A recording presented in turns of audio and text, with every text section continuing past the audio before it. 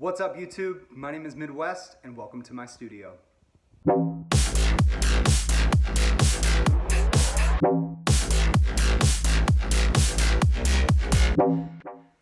Hello everyone, and welcome back to the studio. Today we are going to talk about one thing that's going to be talked about today, and it's audio interfaces. This is going to be the first step to your studio after you buy Logic Pro X, hopefully. But anyway, let's talk about it.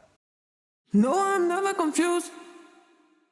So the thing that I'm currently holding in my hands is something called an audio interface. You can see from the front of the audio interface, this is where you actually plug in your instruments, your microphones. The audio interface is technically, it's an external sound card for your computer. So your normal computer doesn't really have the processing to be able to handle everything that has to happen inside the DAW. So it's very, very important for you to cop one of these in the beginning. So the important thing I want you to know about this interface is you don't have to spend a ton of money. Let's assess what you're going to use it for first, and then we'll be able to decide which one fits both your budget and what you're trying to do inside the studio.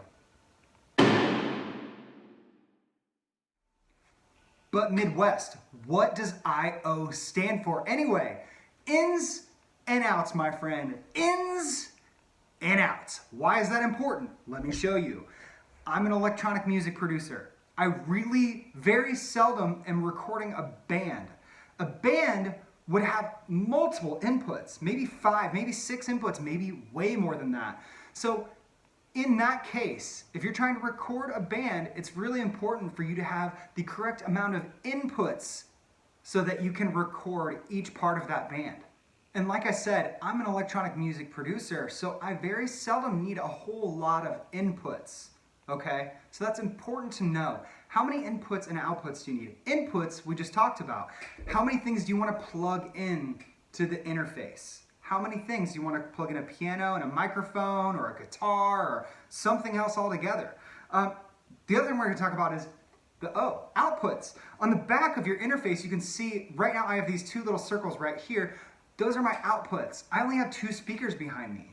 Some people have multiple frames of reference. Maybe they'll use these speakers and then something a little bit bigger, maybe a little bit nicer, maybe a little bit worse. Who knows? It's good to have a lot of frames of reference. So think about 2 things when you're going to buy an interface, okay? Think about how many ins and how many outs you need to have. If you're going to be writing electronic music and you're not recording bands, I don't think it's important for you to have 18 ins and 4 outs. I just don't think it's that important. So with that, we're going to talk about price range next. There's a lot of controversy over this next topic. How much money do I spend on the interface? Do I want to buy the best thing that money can buy the first time? Or do I go a budget route and start working from there? Let's put our thinking caps on and think about this, okay? What type of environment are you recording in, okay? Is it a professional studio? If so, it's probably worth it to spend money to have the correct gear from the get-go, because the spot that you're recording in is conditioned for the work that you're gonna do inside of it. Now, if you're recording in your bedroom, I don't think it's very important to have the most expensive interface. It just doesn't make sense to me. You wanna kind of have the type of gear that would fit the type of conditions that you have to record in. For example, right now, somebody's mowing outside, and you can probably hear that inside there. If you have sensitive microphones inside your studio, they're gonna pick up so much more than a lawnmower outside. They're gonna pick up air ducts inside your place, whether you have like fans on or air conditioning. Wind is the death of music. My dog breathes so loud, I can seldom hear myself think in my own head. And so for that reason, I don't buy the most expensive gear. I know that all of those little anomalies are gonna show up in the recording somehow. And for all the people that know what they're listening to, they hear it. All right, it's about time we get to the money, all right? Expect to spend about $200 out the door for a 2-in, 2-out audio interface. The one that I've been running for almost the last 10 years is the Focusrite 2i2. The Focusrite 2i2, the Scarlett 2i2 by Focusrite, is They're really well known for having amazing vocal preamps. We will talk about that in a later session, but for those of you that are following me right now, they have great vocal preamps. And for that reason, I've had this one for 10 years. It's almost dead. Like the preamps barely even work anymore. So I moved laterally to the newer generation of the same exact interface, the Scarlett 2i2 MK3.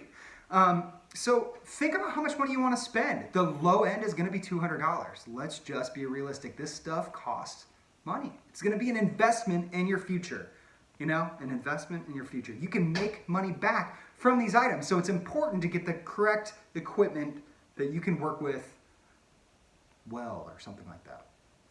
All jokes aside though, I just want to tell you, my personal biased opinion on what you should get for your first interface, if you're only wanting to record two different inputs at any given point, is the Focusrite Scarlett 2i2. It's been great for me. I can't complain about it whatsoever. My mixes sound great. It doesn't seem budget by any means. The construction is all metal. The knobs are nice and tight. Even after 10 years, this thing is like really doing pretty well. So this is my recommendation. Get started, grab Logic, be creative. Grab this interface from Focusrite and I promise you, it's gonna help you put the audio out to your speakers and then you're gonna be able to put the audio into your DAW, which is so important. Let's get creating. And without further ado, I just want to thank you for coming through today to the studio. I hope you learned something new. I'm still figuring out how to do YouTube, so I really don't know how to turn the comments on and off and stuff, but I'll figure it out tonight. And if you do see the comments pop up for this video, go ahead and leave a comment below and let me know if there's something specific that you want to learn about that you maybe see behind me, or maybe a question that you've had for a really long time about how music is written or what you need to do to get started. You guys have a wonderful day, and I look forward to seeing you soon.